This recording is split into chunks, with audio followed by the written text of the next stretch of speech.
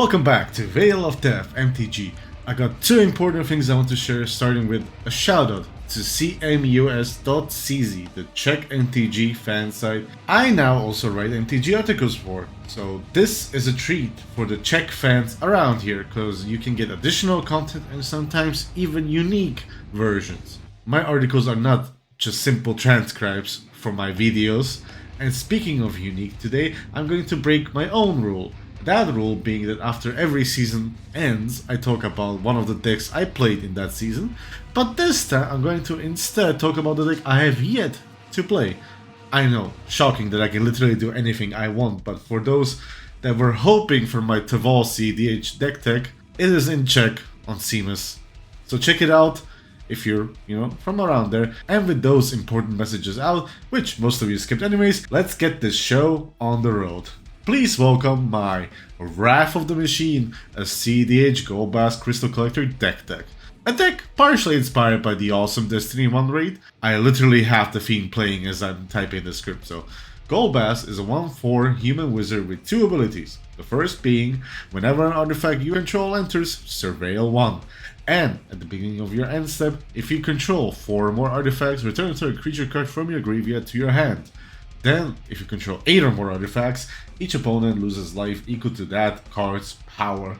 And while some of you may have a Dreadnought in their deck for synergy, I have a copy of Death's Shadow, for this is just the way I roll.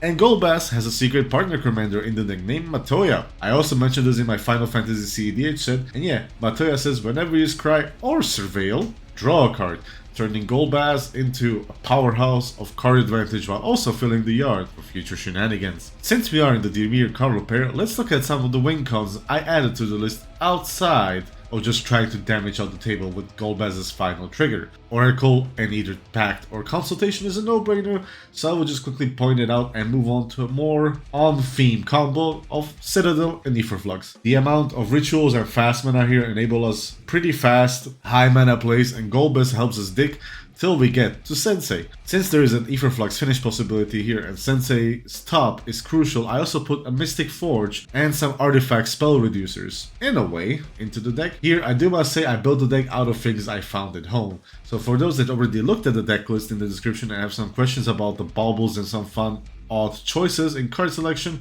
know that this is what I had lying around, so feel free to add or replace anything you want when you build your own version. And yes, it only has 21 lands. I do love to live dangerously, but let's get back to the win count, shall we? Since we already have Sensei and the Forge, I had to add a foil, Glaring Fleshraker, since with it you don't need an artifact cost reduction. And Ye Old Laboratory Maniac is basically backup if we can draw the deck, but somehow lost all other win conditions. Stranger things have happened on the show. Now let us go over the ways we can get to those combos, since I did mention earlier the secret commander, but you won't always have access to that, so there are obvious redundancies built into the deck. Why have one effect when you can have 2 or more of the same? Some might call me crazy for playing ad nauseum, but unfortunately for you, I like crazy. Obviously Ye Old Rhystic and Mystic are here, but I also am testing Mirror Maid, since it can be any other artifact or enchantment in play, like a Rhystic, or a Necro from an opponent that did not win, or is just doing the Ye Old value Necro. And when card draw is not enough, tutors are. Some of these are a no-brainer why they're here, since unconditional tutors are king in this format, but I do run some special ones.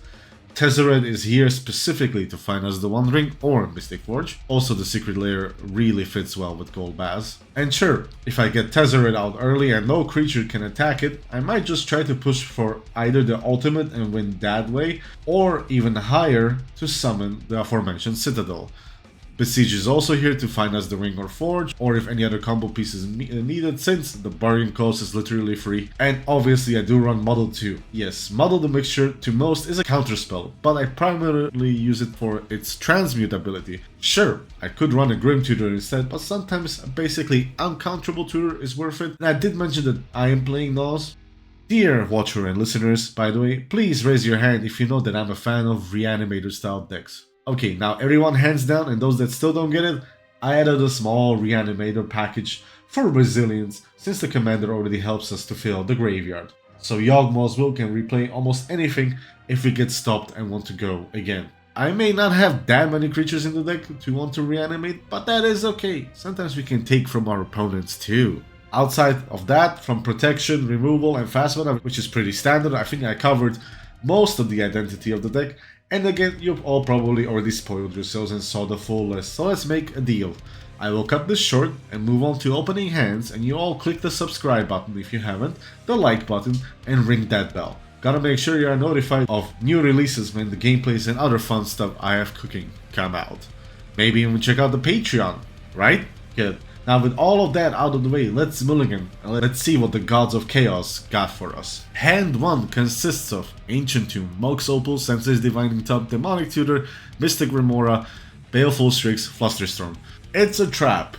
Literally no color mana, no access to a commander, and a Mystic Remora that cannot enter to be fed because the fish is always hungry. Sure, the top deck can be both great and horrible, even if you got Sensei stuff to go digging. This is for sure not a hand I would keep. Just toss it in the bin and let's go again.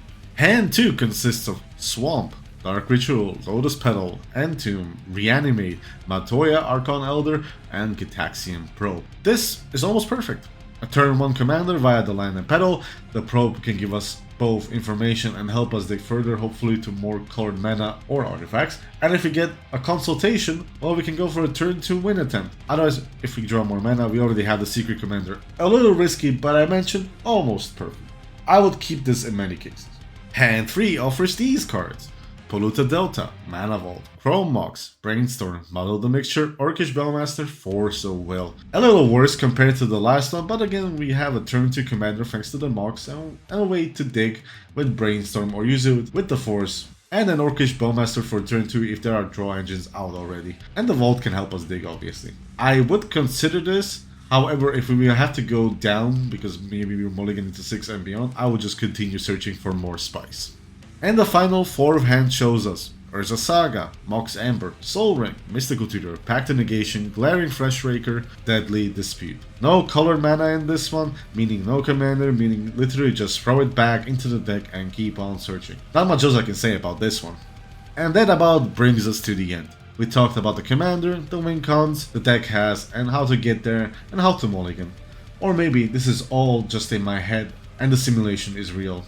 In any case, I hope you all are looking forward to some gameplay with Golbez and other things. And if you already seeded and found your way here, again, thanks for checking out my expensive catalog of videos.